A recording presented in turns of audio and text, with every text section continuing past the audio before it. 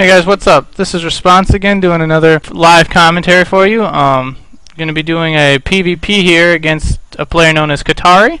I've already shown you the Katari build, so you guys have a little idea of who this player is. I'm going to be discussing today using the advantage of knowing what your opponent is planning on doing to you to counter what he's doing, using build orders that will counter what he's doing, and playing a reactive style still, but playing reactive in the way that you know who your opponent is, therefore you know you already have an idea of how to defend against what he's going to do, especially if you've played him quite a few times like I have played Katari here. So let's get right into this game here.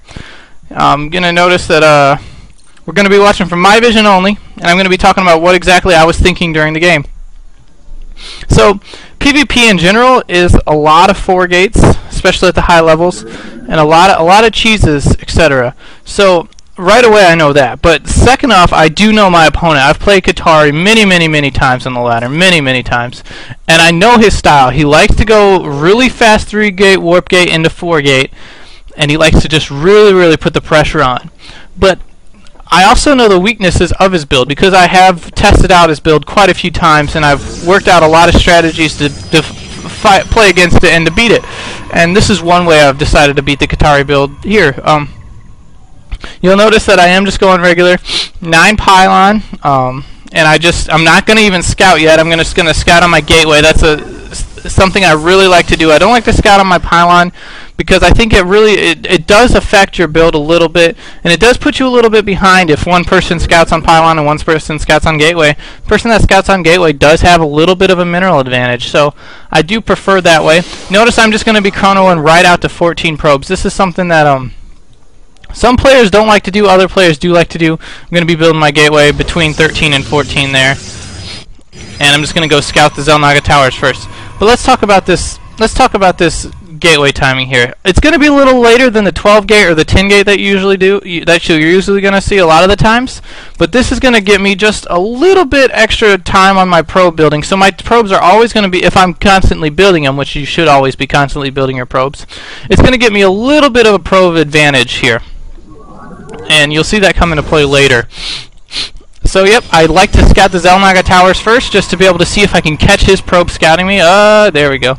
And I do scout it, and we'll go still on my vision only. Throwing down my second pylon now, and now I'm just kind of spamming, just kind of making sure I get my fingers loose. This is what you do in the early stage of the game, every game. So nothing really to say yet. I haven't scouted him. Now I have scouted him. I'm seeing that he is going gateway.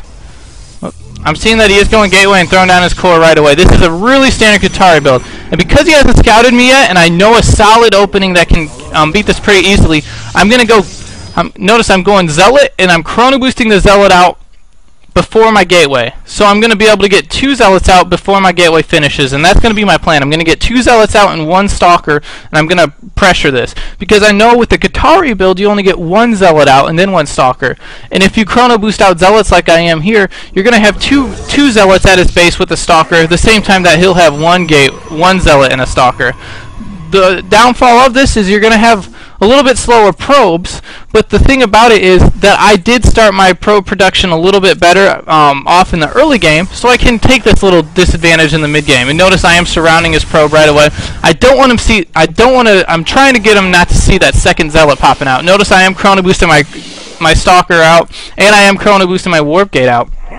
You definitely want to stay chrono boosting your warp gate as much as you possibly can, because if I were to do this build but I didn't chrono boost my warp gate out, that would still put me behind because he'd have his warp gate finished a lot quicker than I do. So I've been saving quite a few more chrono boosts than him, but I'm still only 1 probe behind because of that early probe advantage that I was able to get. And I am throwing down the 3rd gateway as well, but I'm going to be putting pressure on really quickly. So notice he only has 1 Zealot compared to my 2, and my Stalker just popped. So this is really, I'm putting the pressure on right away because I know this style, I know what it's good against, and I know what it's bad against. He does get a Stalker out, so I'm just going to try to micro my probe away. I really don't want to lose this probe because my plan is to just put a ton of pressure on before he can even get warp gates out. And that's kind of what I'm doing here. I'm going to start my 4th gateway, and and notice he's only got 1 Zealot, 1 Stalker. I've got 2 Zealots and a Stalker.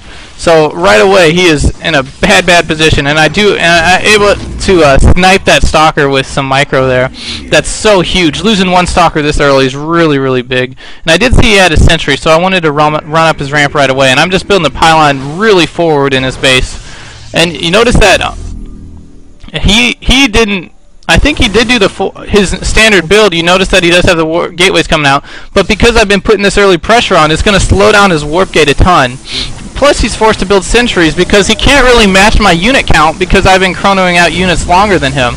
So he's in a really bad position here, and my warp gate does even finish before his. So this is really good for me. And once you get into a Protoss base like this, let's talk about this.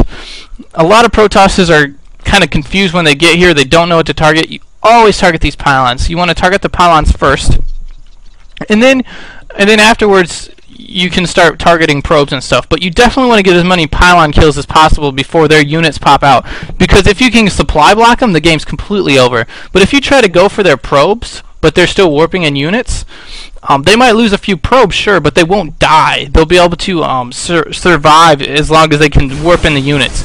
By cutting out their pylon production and making them in the red, that's gonna make in the red supply, I should say.